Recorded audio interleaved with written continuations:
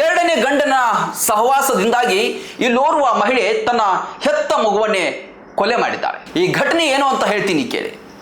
ಅದು 2007ರಲ್ಲಿ ಪ್ರವೀಣ್ ಮತ್ತು ಪ್ರಿಯಾಂಕಾ ಎಂಬ ಇಬ್ಬರು ಮದುವೆ ಆಗ್ತಾರೆ.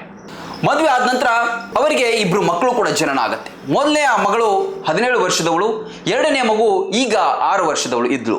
ಗಂಡ ಒಳ್ಳೆ ಸಂಪಾದನೆ ಮಾಡ್ತಾ ಇದ್ದ, ಒಂದು ಇಂಟರ್ನ್ಯಾಷನಲ್ ಸ್ಕೂಲನ್ನು ಸ್ಟಾರ್ಟ್ ಕೂಡ ಮಾಡಿದ್ದ.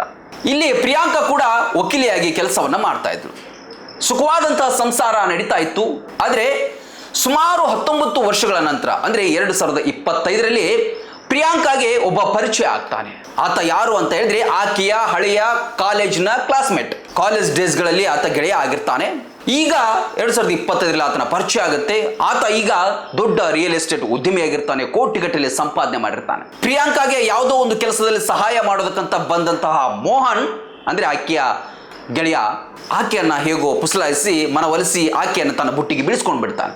ಪ್ರಿಯಾಂಕಾ ಕೂಡ ಹಣದ ಆಸೆಗೋ ಅಥವಾ ಮೋಹನನ ಮೇಲೆ ಅತಿಯಾದ ಒಲವಿಗೋ ಗೊತ್ತಿಲ್ಲ, ಆತನ ಸಂಘಕ್ಕೆ ಬಿದ್ದು ಬಿಡ್ತಾಳೆ. ಬಿದ್ದು ಆತನ ಜೊತೆಗೆ ಅಲ್ಲಿ ಇಲ್ಲಿ ಸುತ್ತಾಡೋದಕ್ಕೆ ಆರಂಭ ಮಾಡ್ತಾಳೆ. ಕೊನೆಗೆ ಏನ್ ಮಾಡ್ತಾಳೆ, ಗಂಡನಿಗೆ ಬ್ಲ್ಯಾಕ್ ಮೇಲ್ ಮಾಡಿಯೋ ಹೆದರಿಸಿಯೋ ಬೆದರಿಸಿಯೋ, ಯಾಕಂತ ಹೇಳಿದ್ರೆ ಎರಡನೆಯ ಗೆಳೆಯ ಇದ್ದಾನಲ್ವಾ, ಇವನು ಸಿಕ್ಕಾಪಟ್ಟೆ ದೊಡ್ಡ ಹಣ ಎಲ್ಲ ಇರುತ್ತೆ, ಏನಾದರೂ ಮಾಡಿಯಾನೋ ಅನ್ನುವಂತಹ ಒಂದು ಹೆದರಿಕೆಯಲ್ಲಿ ಆತ ಕೂಡ ಈಕೆಗೆ ಡೈವರ್ಸ್ ಕೊಟ್ಟು ಬಿಡ್ತಾನೆ. ಪ್ರಿಯಾಂಕನ್ಗೆ ಹೋಗು, ನಿನ್ನ ಪಾಡಿಗೆ ನೀನು ಹೋಗು ಅಂತೇಳಿ ಆಕೆನ ಬಿಡ್ತಾನೆ. ಆದರೆ ಕೋರ್ಟಲ್ಲಿ ಏನಾಗುತ್ತೆ, 2 ಮಕ್ಕಳಿರುತ್ತೆ. ದೊಡ್ಡ ಮಗಳು ಗಂಡನ ಜೊತೆಯಲ್ಲಿ, ಎರಡನೆಯ ಮಗಳು ತಾಯಿಯ ಜೊತೆಯಲ್ಲಿ ಇರೋದು ಅಂತೇಳಿ ಒಪ್ಪಂದ ಆಗುತ್ತೆ. ಆಯಿತು ಅಂತೇಳಿ ನಿರ್ಧಾರ ಮಾಡ್ತಾರೆ. 2025ರಲ್ಲಿ ಪ್ರಿಯಾಂಕಾ ಎರಡನೆಯ ಗೆಳೆಯ ಏನಿದ್ದಾನೆ ಮೋಹನ, ಅವನ ಜೊತೆಗೆ ಮದುವೆ ಆಗ್ತಾಳೆ. ಮದುವೆ ಆದ ನಂತರ ಅಲ್ಲಿ ಇಲ್ಲಿ ಟ್ರಿಪ್ ಎಲ್ಲ ಸುತ್ತಾಡ್ತಾರೆ. ಆದಮೇಲೆ ಆಗ ವರಸೆ ಸ್ಟಾರ್ಟ್ ಮಾಡ್ತಾನೆ ಎರಡನೆಯ ಗೆಳೆಯ ಅಥವಾ ಎರಡನೆಯ ಗಂಡ. ಏನಂತ ಹೇಳಿ, ಆ ಮಗು ಇದೆ ಅಲ್ವಾ ಅದು ನಮಗೆ ಬೇಡ ಅಂತ ಹೇಳಿ. ಆಗ ಏನು ಮಾಡಬೇಕು, ಪ್ಲ್ಯಾನ್ ಮಾಡಿ ಆ ಮಗುವನ್ನು ಹೇಗಾದರೂ ಮಾಡಿ ಮುಗಿಸಿ ಬಿಡೋಣ, ನಾವು ಬೇರೆ ಮಗುವನ್ನು ಮಾಡ್ಕೊಳ್ಳೋಣ ಅಂತ ಹೇಳಿ ಪ್ಲ್ಯಾನ್ ಮಾಡ್ತಾರೆ. ಇಷ್ಟೆಲ್ಲ ಆಗುವಾಗ ಒಂದು ದಿನ ನಿರ್ಧಾರಕ್ಕೆ ಬರ್ತಾರೆ. ಆ ಮಗುವಿನ ಹುಟ್ಟು ಹಬ್ಬದ ದಿನ ಆ ಮಗುವನ್ನು ರೆಸ್ಟೋರೆಂಟ್ಗೆ ಕರ್ಕೊಂಡು ಹೋಗಿ ಬಿರಿಯಾನಿ ತಿನ್ನಿಸ್ತಾರೆ, ಐಸ್ ಕ್ರೀಮ್ ತಿನ್ನಿಸ್ತಾರೆ.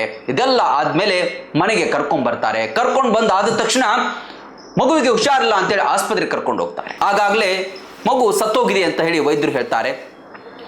AC ಕಾರಲ್ಲಿ ಮಲಗಿಸಿದ್ವಿ, ಹಾಗಾಗಿ ಮಗು ಉಸಿರುಗಟ್ಟಿ ಸತ್ತಿರಬಹುದು ಅಂತ ಹೇಳಿ ಡ್ರಾಮಾ ಮಾಡ್ತಾರೆ. ಆಮೇಲೆ ಇದು ಪೊಲೀಸರಿಗೂ ಗೊತ್ತಾಗುತ್ತೆ. ಪೊಲೀಸರು ಕೂಡ ಸಹಜ ಸಾವು ಅಂತ ಹೇಳಿ ಪ್ರಕರಣವನ್ನು ದಾಖಲಿಸ್ಕೊಳ್ತಾರೆ. ಆದರೆ ಇಲ್ಲಿ ಮೊದಲನೆಯ ಗಂಡನಿಗೆ ಡೌಟ್ ಬರುತ್ತೆ. ಆತ ಏನು ಮಾಡ್ತಾನೆ, ಆ ಪೋಸ್ಟ್ ಮಾರ್ಟಮ್ ವರದಿಯನ್ನು ತನ್ನ ತಂಗಿ ಇಂಗ್ಲೆಂಡ್ನಲ್ಲಿ ಡಾಕ್ಟರ್ ಆಗಿರ್ತಾಳೆ ಆಕೆಗೆ ಕಳಿಸಿಕೊಟ್ಟಾಗ ಆ ಬಹಿರಂಗ ಆಗತ್ತೆ. ಆಗ ಆ ಮಗುದು ಸಹಜ ಸಾವಲ್ಲ, ಆ ಮಗುವನ್ನು ಒದ್ದು ಕೊಲೆ ಮಾಡಲಾಗಿದೆ ಅಂತ ಹೇಳಿ. ಇದಾದ ಮೇಲೆ ಪೊಲೀಸ್ ಕಂಪ್ಲೇಂಟ್ ಆಗುತ್ತೆ.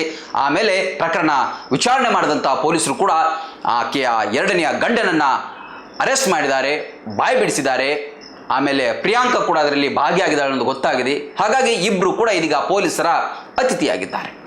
ಎಷ್ಟರ ಮಟ್ಟಿಗೆ ಸಮಾಜ ಬಂದು ನಿಂತಿದೆ ಅಂತ ಹೇಳಿದರೆ, ಯಾವುದೋ ವ್ಯಾಮೋಹ, ಆಸೆ ಇವುಗಳಿಗಾಗಿ ತನ್ನ ಹೆತ್ತ ಮಗುವನ್ನೇ ಕೊಲೆ ಮಾಡೋಷ್ಟರ ಮಟ್ಟಿಗೆ ಇವತ್ತು ತಾಯಿಯಾದವಳು ಬಂದಿದ್ದಾಳೆ ಅಂತ ಹೇಳಿದ್ರೆ ಸಮಾಜ ಆತಂಕದಲ್ಲಿದೆ. ಹಾಗಾಗಿ ಇಂತಹ ಅಪರಾಧ ಪ್ರಕರಣಗಳು ಬಹಳಷ್ಟು ಆಗ್ತಾ ಇದೆ. ಇವುಗಳಿಗೆಲ್ಲ ಯಾವಾಗ ಮುಕ್ತಿ ಅನ್ನೋದು ಗೊತ್ತಾಗ್ತಾ ಇಲ್ಲ. ಸಾಮಾಜಿಕ ಜಾಲತಾಣದಲ್ಲಿ ಈ ಸುದ್ದಿಯ ಬಗ್ಗೆ ಸಾರ್ವಜನಿಕರು ಬಹಳಷ್ಟು ಟೀಕೆಗಳನ್ನು ಮಾಡ್ತಾ ಇದ್ದಾರೆ. ಉತ್ತರ ಕರ್ನಾಟಕ ವಿದ್ಯಾರ್ಥಿಗಳ ಭವಿಷ್ಯ ನಿರ್ಮಾಣಕ್ಕೆ ಭದ್ರ ಬುನಾದಿಯಾಗಿ ನಿಂತಿದೆ ಸ್ವಾಮಿ ವಿವೇಕಾನಂದ ವಿದ್ಯಾಸಂಸ್ಥೆ ಬೀಳಗಿ. 30 ವರ್ಷಗಳಿಂದ ಲಕ್ಷಾಂತರ ವಿದ್ಯಾರ್ಥಿಗಳ ಬಾಳಿಗೆ ಬೆಳಕಾಗಿದೆ. ಒಂದೇ ಸೂರಿನಡಿ ಕೆಜಿಯಿಂದ ಪಿಜಿವರೆಗೆ ಕಲಿಯುವ ಅವಕಾಶ ಇಲ್ಲಿದೆ. CBSE school, science and commerce PU college, ಪದವಿ ಸ್ನಾತಕೋತ್ತರ ಪದವಿ ಅಧ್ಯಯನಕ್ಕೆ ಬೆಸ್ಟ್ ಸಂಸ್ಥೆಯಾಗಿದೆ. ಡಿಜಿಟಲ್ ಕ್ಲಾಸ್ ರೂಮ್, ನುರಿತ ಬೋಧಕರು, ಬೃಹತ್ ಲೈಬ್ರರಿ, ಪ್ರಾಕ್ಟಿಕಲ್ ಲ್ಯಾಬ್, ವಿಶಾಲವಾದ ಕ್ಯಾಂಪಸ್, ಬಾಲಕ ಬಾಲಕಿಯರ ಪ್ರತ್ಯೇಕ ಸುಸಜ್ಜಿತ ಹಾಸ್ಟೆಲ್, ಆಟದ ಮೈದಾನ, swimming pool, school bus, security ವ್ಯವಸ್ಥೆ ಸೇರಿದಂತೆ ಅತ್ಯಾಧುನಿಕ ಸೌಲಭ್ಯಗಳಿವೆ. ಮಕ್ಕಳ ಸರ್ವತೋಮುಖ ಅಭಿವೃದ್ಧಿಗೆ ಸದಾ ಸಿದ್ಧವಾಗಿದೆ ಈ ವಿದ್ಯಾದೇಗುಲ.